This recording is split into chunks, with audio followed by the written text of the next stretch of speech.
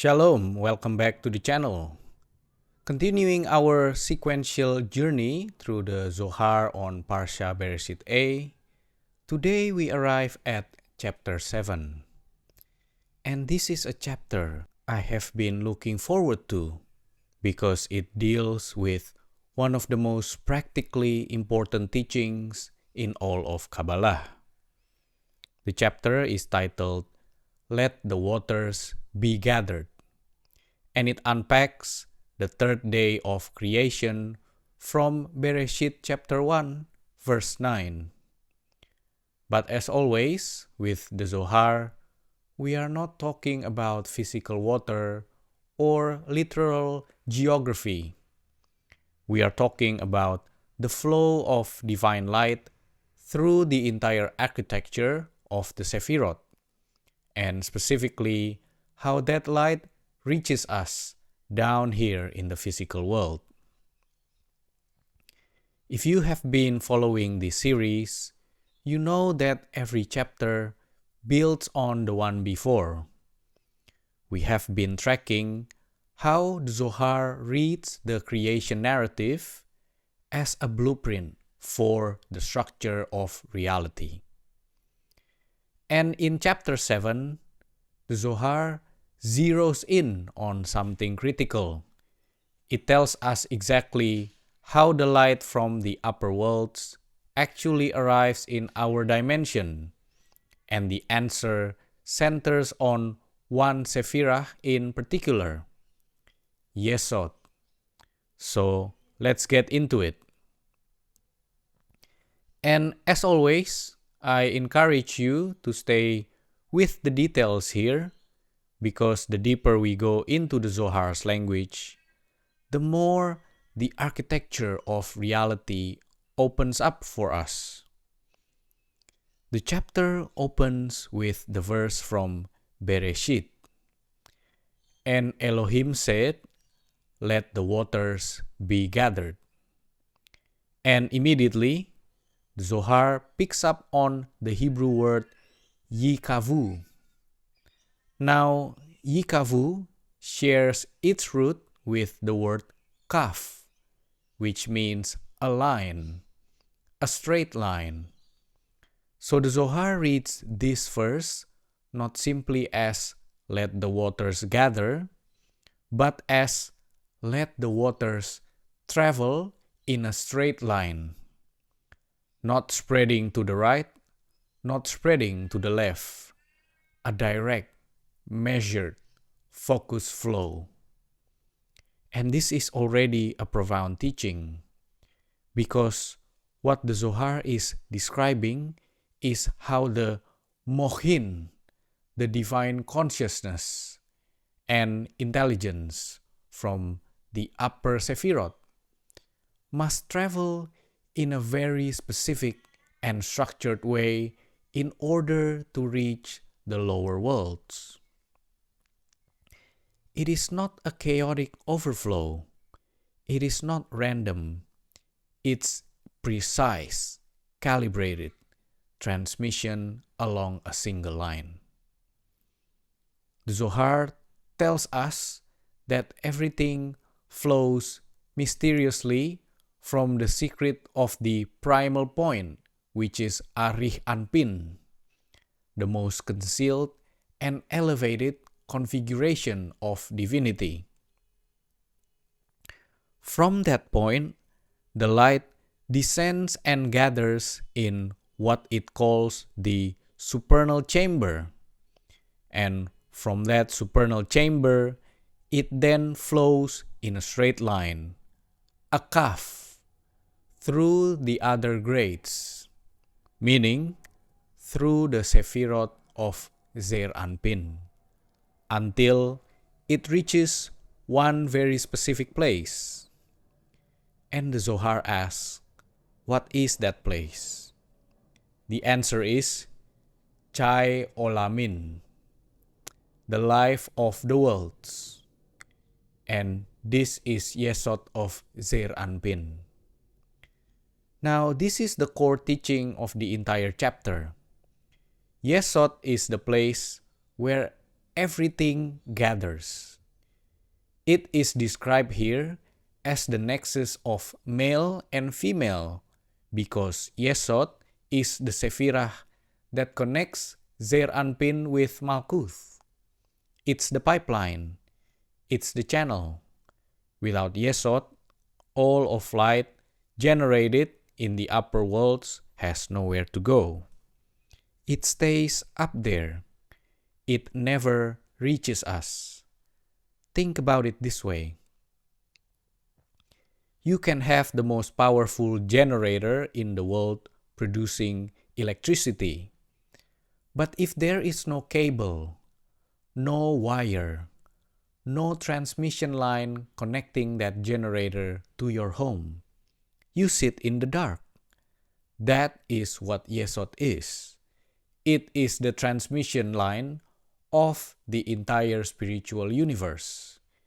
Every single Sephirah above it pour its unique spiritual force into Yesod, where all those forces are blended and prepared for transfer into Malkuth, which is our physical reality. And the Zohar is telling us something incredibly practical here. You can arouse a tremendous amount of light in the upper worlds through your actions, through prayer, through study, through mitzvot, through consciousness. But unless the floodgates of Yesod are open, that light cannot reach our realm. The channel has to be active. The pipeline has to be flowing. This is why the Zohar calls Yesod Kai Olamin, the life of the worlds. Because it is literally the life force, the vitality, the sustaining energy that keeps all of physical reality alive and connected to its spiritual source. Now, the Zohar goes deeper by connecting this to the structure of the divine name, the Yud-Ke Vav-Ke. It tells us that the waters mentioned in the verse flow from above, from the upper hay of the name. This upper hay corresponds to Binah, specifically to the level of Israel Saba and Tevunah. And then the phrase under the heaven in the verse alludes to what the Zohar calls the small Vav. Now, Zeir Anpin as a whole is represented by the Vav of the name. But the Zohar makes a subtle distinction here. It says that when we pronounce the letter Vav, we actually hear two Vavs. The first Vav is heaven itself, which is Zeir Anpin. And the second Vav is under the heaven, which is Yesod of Zeir Anpin, the small Vav. This is a beautiful teaching because it shows us how even the pronunciation of a single Hebrew letter contains within it multiple layers of reality. The Vav is not just one thing. It contains within it both the body of Zeir Anpin and the specific channel point of Yesod. After the Mohin are drawn from the upper hay, from Binah down through Zeir Anpin and into Yesod, then the verse says, "And let the dry land appear." And this dry land, the Zohar tells us, is the lower hay of the name. This is Malkuth, the physical world, the physical dimension. And here is the key point. Malkuth is described as dry land specifically because she is the only grade that is revealed. All the other Sephirot above her are concealed. They are hidden from our perception. We cannot see Binah directly. We cannot perceive Zeir Anpin with our physical senses. But Malkuth, the physical world around us, that is what we see. That is what appears. And yet, from within Malkuth, from within this lowest grade, the light that was concealed in all the upper worlds becomes heard and revealed. The Zohar then connects this entire teaching to the image of the rainbow. It quotes from Yechezkel chapter 1, verse 28. As the appearance of the rainbow, so was the appearance of the brightness round about. This was the appearance of the likeness of the glory of Hashem. And it tells us that the rainbow is an allusion to Yesod. This is why in the portion of Noah, Hashem says, I have set my rainbow in the cloud. The rainbow is Yesod, and the Yesod and the cloud is Malkuth. Yesod has been set within Malkuth since the day of creation. But the rainbow only becomes visible under certain conditions. The Zohar says it appears on a cloudy day, which is when the left side is aroused, when judgment is active. And when the left side is aroused, Rachel, which is the lower aspect of the feminine principle of Zeir Anpin, emerges and she had hard labor, as it says in Bereshit chapter 35. And at that moment of difficulty, 3 angels stand by her side, Michael on the right, Raphael in the middle, and Gabriel on the left. And these 3 angels correspond to the 3 colors of the rainbow: white, red, and green. White is Hesed, the right column. Red is Gevurah, the left column. And green is Tiferet, the central column. These 3 forces support Rachel, support Malkuth, support the revealed world in its process of bringing forth the light. This is not just a poetic image. This is telling us about the actual mechanics of how divine energy manifests in our world. When things are difficult, when the left side is aroused, when there is judgment and challenge, that is precisely when the rainbow appears. That is when the connection between Yesod and Malkuth becomes visible. The very challenges we face are the conditions under which the greatest light can be revealed. And notice the precision here. The Zohar does not say the rainbow appears randomly. It appears specifically when the cloud comes, when judgment is active. This tells us that the moments in our life when we feel the most pressure, the most resistance, those are the moments when Yesod is most accessible. Those are the moments when we have the greatest opportunity to open the channel and draw light into our world. The difficulty itself is the signal that the pipeline is ready to flow. Now, the Zohar takes this even further by connecting everything to the Shema.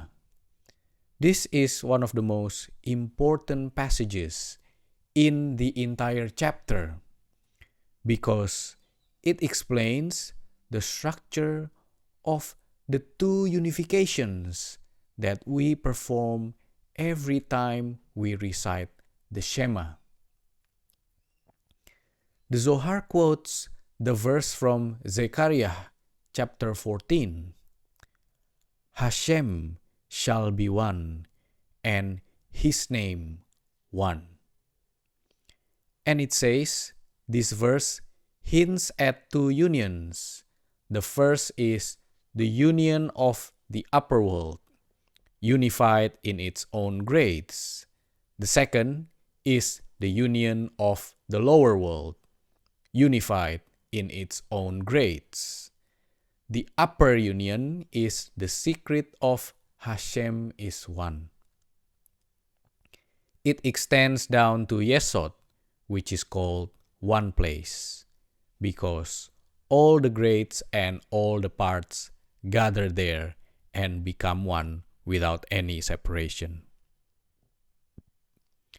No grade unites there wholly, save this grade of Yesod, in which all the lights are mysteriously covered in one desire.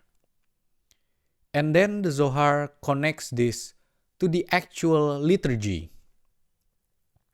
The upper union corresponds to the verse Shema Yisrael, Hashem Eloheinu, Hashem Ehad. Hear, O Israel, Hashem our God, Hashem is one. 6 words.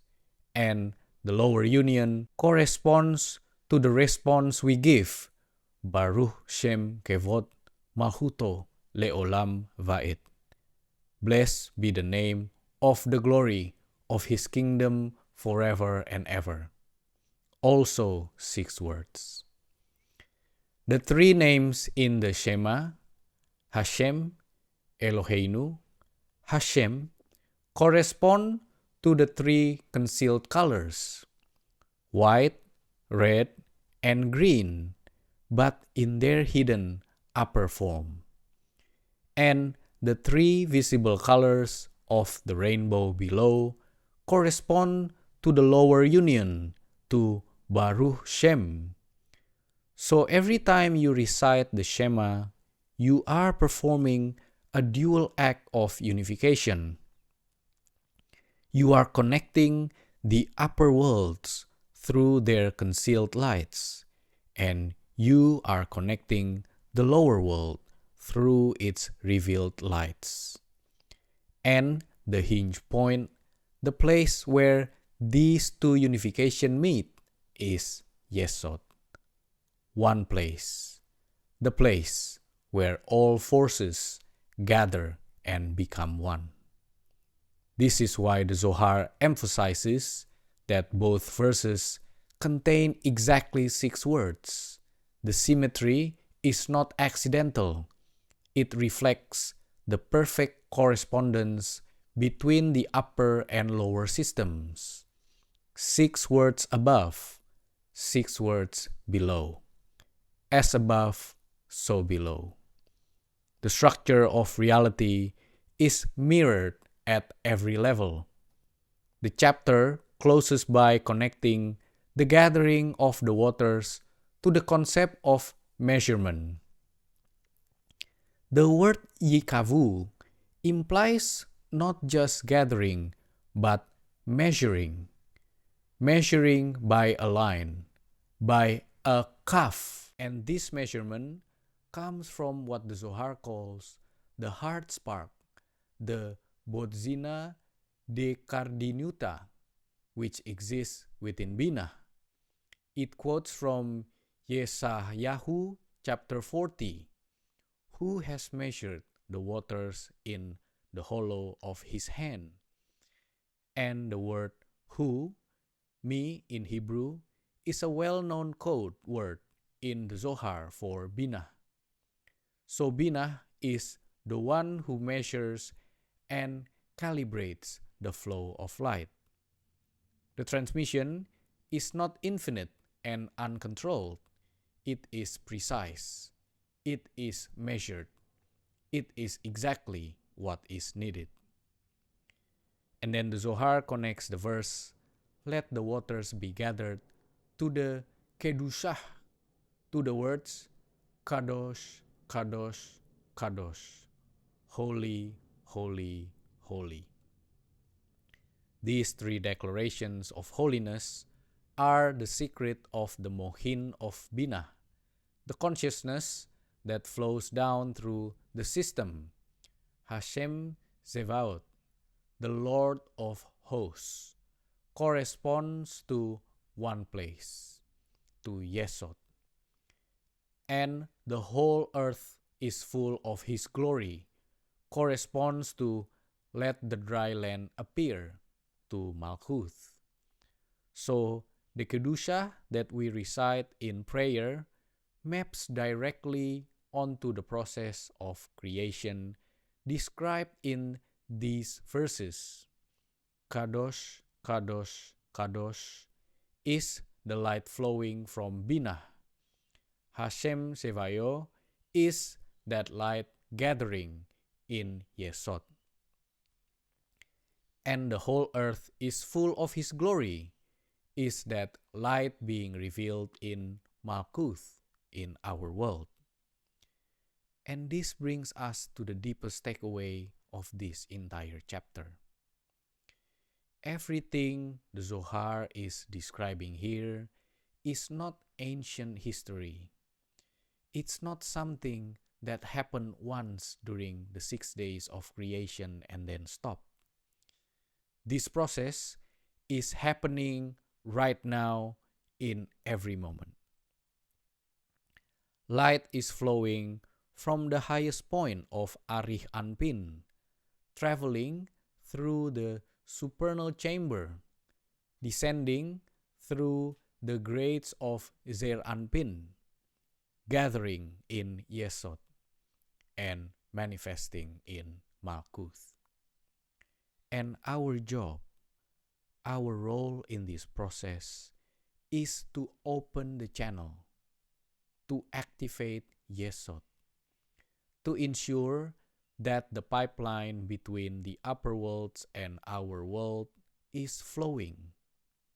And when we do this through every act of consciousness, every prayer, every moment of genuine spiritual intention, every time we recite the Shema with awareness of what we are actually doing, we are performing both the upper and lower unification. We are connecting the concealed and revealed worlds through the single point of Yesod. That is the power of this chapter. It gives us the map. It shows us the architecture, and it tells us that we are not passive recipients of whatever light happens to trickle down. We are active participants in opening the floodgates. Every single day, every single moment, we have the ability to activate Yesod and ensure that the full force of the upper worlds reaches us here in Malkuth. Thank you very much for watching. If this resonated with you, leave a like, subscribe, and share this with someone who is on the path. I will see you in the next chapter of our sequential Zohar journey. Until then, keep the channel open. Shalom.